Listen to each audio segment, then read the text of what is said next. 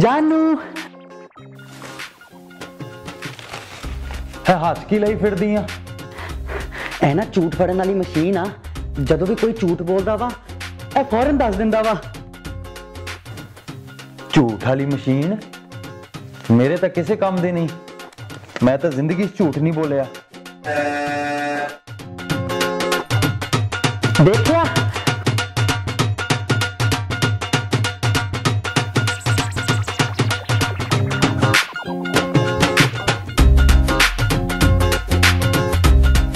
ओए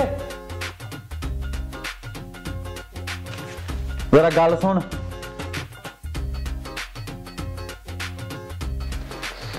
जी पापा।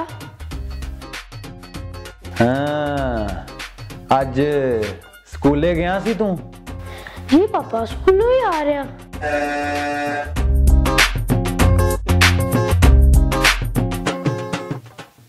झूठ वो भी अपने पिओ अगे। सच्ची सच्ची दस किथे गया सी? पापा मैं वो फुटबॉल खेलन गया सी। फिर झूठ? उठा मैं? नहीं पापा।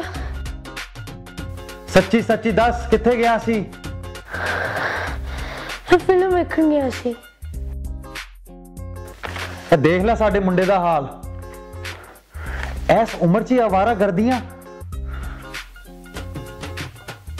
जदों मैं तेरी उम्र दा सी दिन रात पढ़ाइयां करदा सी ताकि मैं कुछ बन सका।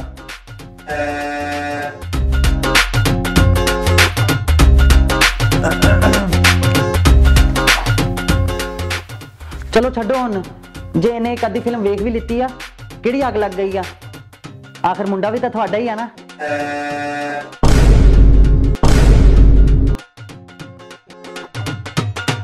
मैनूं लगदा मशीन खराब हो गई आ।